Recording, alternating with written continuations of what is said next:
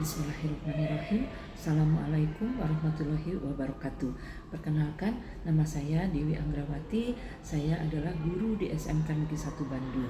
Saya mengampu mata pelajaran konsentrasi keahlian manajemen perkantoran dan layanan bisnis.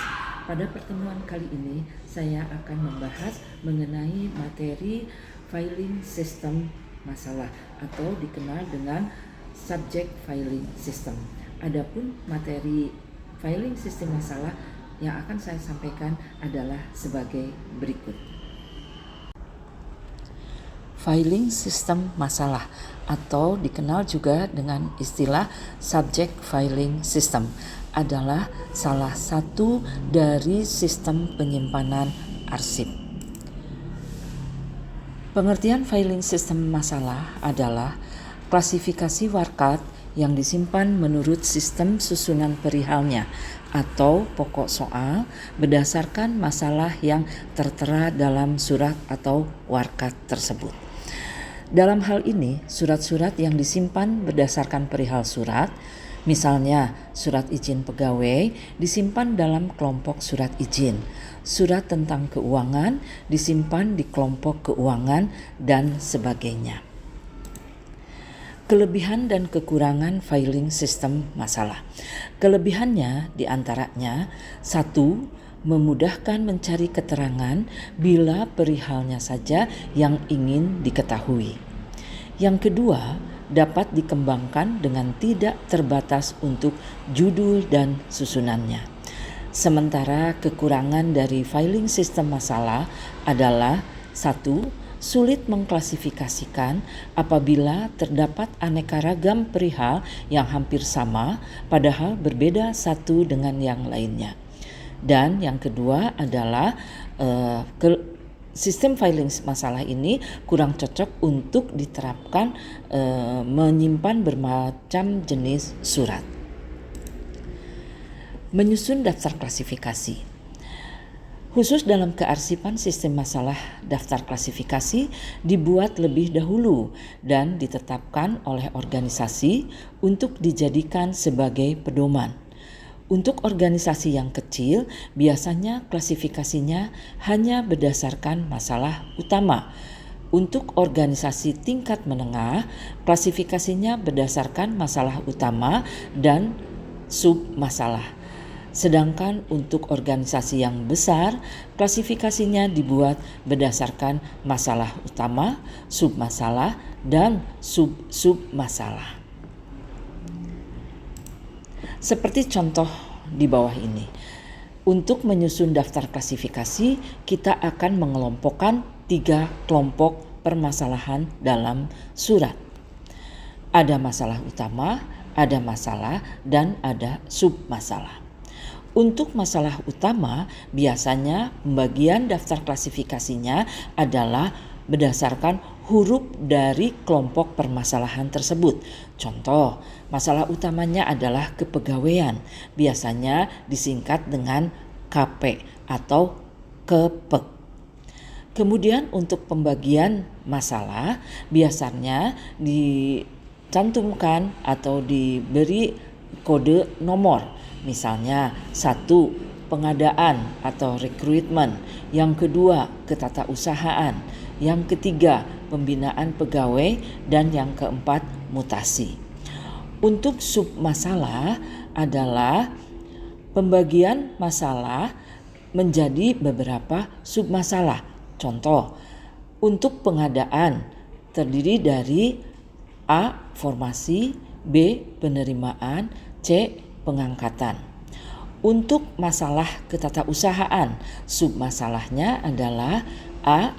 Izin atau dispensasi, B. Data atau informasi.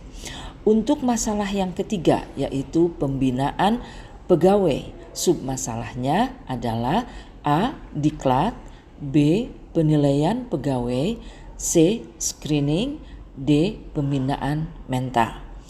Untuk masalah mutasi, submasalahnya dibagi lagi menjadi beberapa submasalah. Contoh, A. Kenaikan golongan, B. Masa kerja, C. Tunjangan keluarga, D. Alih tugas, E. Jabatan. Nah, untuk penyimpanannya kita menyediakan laci. Laci adalah diperuntukkan untuk masalah utama. Contoh, tadi adalah ada 3 masalah utama. Laci pertama adalah untuk kepegawaian, laci kedua untuk keuangan, dan laci ketiga untuk pemasaran. Menyiapkan peralatan atau perlengkapan. Dalam menyiapkan peralatan atau perlengkapan penyimpanan, hendaklah memperhatikan langkah-langkah sebagai berikut. Yang pertama adalah filing cabinet. Jumlah laci disesuaikan dengan banyaknya kelompok masalah utama. Untuk guide, jumlah disesuaikan dengan banyaknya kelompok masalah. 3. Folder jumlahnya disesuaikan dengan banyaknya kelompok submasalah. Kemudian kita juga harus menyediakan rak sortir, kartu indeks, dan lemari kartu indeks. Sekarang kita beralih ke prosedur penyimpanan. Prosedur penyimpanan yang pertama adalah pemberian kode surat. Setiap surat yang akan disimpan harus benar-benar diketahui masalahnya, maksud dan isi surat. Apabila masalahnya sudah diketahui, kemudian kita berikan kode yang sesuai dengan permasalahannya yang terdapat pada daftar klasifikasi. Kemudian yang ketiga adalah mengisi kartu indeks, seperti contoh di bawah ini. Pengisian kartu indeks adalah untuk mempermudah kita dalam menemukan kembali surat yang akan kita cari. Kartu indeks seperti contoh misalnya di sini adalah indeksnya adalah surat yang dikirim oleh Maharani Dewi Pramudita. Kemudian diindeks menjadi Pramudita Maharani Dewi. Kode atau tanggal simpan misalnya KP.1.A yaitu tentang lamaran pekerjaan. Kemudian kita mengisi tanggal simpannya yaitu 12 Januari. Kemudian masalah atau perihalnya yaitu mengenai lamaran pekerjaan. Dan yang terakhir adalah nomor dan tanggal surat. Kebetulan tidak ada nomor suratnya, jadi yang dicantumkan adalah tanggal suratnya, yaitu 5 Januari. Kemudian prosedur penemuan kembali surat yang ingin kita temukan setelah surat itu kita simpan. Penemuan kembali arsip dapat ditempuh dengan prosedur seperti di bawah ini. Pertama, lihat daftar klasifikasi dan carilah kartu indeks. Yang kedua, lihat kode penyimpanan dalam kartu indeks tersebut. Dan yang ketiga adalah berdasarkan kode pada kartu indeks, carilah surat atau arsip pada laci, guide, dan folder yang sesuai dengan kodenya. Demikian materi mengenai penyimpanan arsip atau warkat berdasarkan sistem masalah. Sampai bertemu di lain kesempatan. Terima kasih. Demikian yang dapat saya sampaikan mengenai materi filing sistem masalah.